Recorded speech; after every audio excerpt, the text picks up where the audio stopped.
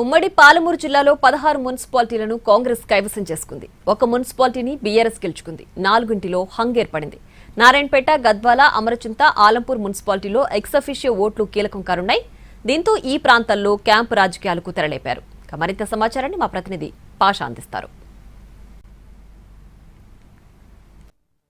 ఉమ్మడి పాలమూరు జిల్లాలో ఒక కార్పొరేషన్తో పాటు 21 మున్సిపాలిటీలకి ఎన్నికలు జరగగా ఇందులో కార్పొరేషన్తో సహా 16 మున్సిపాలిటీలను కాంగ్రెస్ పార్టీ కైవసం చేసుకుంది. ఒక మున్సిపాలిటీలో బీఆర్ఎస్ పాగవేయగా 4 మున్సిపాలిటీల్లో ఎవరికీ స్పష్టమైన ఆధిక్యత రాకపోవడంతో హంగ్ ఏర్పడ్డటువంటి సిచ్యువేషన్ ఉంది. అయితే నారాయణపేట, గద్వాల, అమరచింత, ఆలంపూర్ మున్సిపాలిటీల్లో ఎక్సఫిషియో ఓట్లతో పాటు శిబిరాలకు తరలించినటువంటి వ్యూహాలు, ప్రతి వ్యూహాలతో రాజకీయం రసవత్తరంగా మారిందని చెప్పేసి ప్రధానంగా పేర్కొనవచ్చు.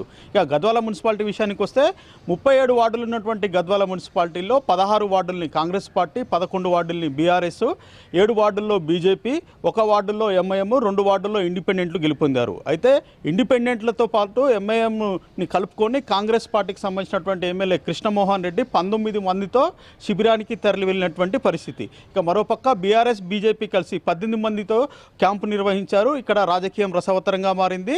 ఎక్సఫిషియో ఓటుగా అక్కడ ఉన్నటువంటి ఎమ్మెల్యే కృష్ణమోహన్ రెడ్డి నమోదు చేసుకున్నటువంటి పరిస్థితి. దీంతో కాంగ్రెస్ శిబిరానికి 20 ఓట్లు వచ్చాయి. ఖచ్చితంగా మున్సిపల్ పీఠాన్ని తామే కైవసం చేసుకుంటామని చెప్పేసి వారు చెప్తుండగా ఇప్పటికే తమ సంఖ్యాబలం 18గా ఉంది. ఇక శిబిరంలో ఉన్నటువంటి కాంగ్రెస్ శిబిరంలో ఉన్నటువంటి వారు కూడా ఒక 3-4 తమ వైపు తిరిగే అవకాశం ఉంది. తీరా మున్సిపల్ ఎన్నిక నాటికి తమ వైపుకి మరో 3 ఓట్ల సంఖ్య పెరిగే అవకాశం ఉందని చెప్పేసి వారు అంచనా వేస్తున్నారు. మొత్తం మీద వ్యూహాలు, ప్రతి వ్యూహాలతోటి గద్వాల రాజకీయం రసవత్తరంగా మారింది.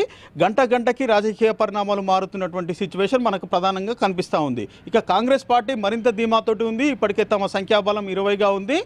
ఇందులో బీఆర్ఎస్ నుంచి గెలిచినటువంటి కొంతమంది కాంగ్రెస్లో టికెట్ ఆశించి భంగపడ్డవారు తమ వైపుకి మున్సిపల్ ఎన్నికల్లో ఖచ్చితంగా చేయిలేపి తమకు ఓటు హక్కు ఇస్తారు అని చెప్పేసి కాంగ్రెస్ ధీమాతోటి ఉన్నటువంటి సిచ్యువేషన్ మనకు గద్వాల్లో కనిపిస్తూ ఉంది. ఇక నారాయణపేట విషయానికి వస్తే నారాయణపేటలో బీజేపీ 11 వార్డుల్లో గెలుపొందగా కాంగ్రెస్ 7 వార్డుల్లో గెలుపొందింది. బీఆర్ఎస్ 2 వార్డుల్లో, ఇండిపెండెంట్లు 2 వార్డుల్లో గెలుపొందారు. ఎంఐఎం కూడా 2 వార్డుల్లో గెలుపొందినటువంటి సిచ్యువేషన్. ఈ నేపథ్యంలో తమ సంఖ్యాబలము ఎక్కువగా ఉంది, ఖచ్చితంగా మేమే గెలుపొందుతాము, మున్సిపల్ పీఠాన్ని కైవసం చేసుకుంటామని చెప్పేసి బీజేపీ ధీమాతోటి ఉండగా బీజేపీతో పాటు మరో ఇండిపెండెంట్ జత కట్టారు. వారి సంఖ్యాబలం 12గా ఉంది. ఇక బీజేపీకి చెందినటువంటి ఎంపీ డీకేఆర్న ఎక్సఫిషియో ఓటుని నారాయణపేటలోనే నమోదు చేసుకున్నారు. దాంతోపాటు ఎమ్మెల్యే, కాంగ్రెస్కు సంబంధించినటువంటి ఎమ్మెల్యే పర్ణికారెడ్డి కూడా అక్కడే ఎక్సఫిషియో ఓటుని నమోదు చేసుకున్నటువంటి సిచ్యువేషన్.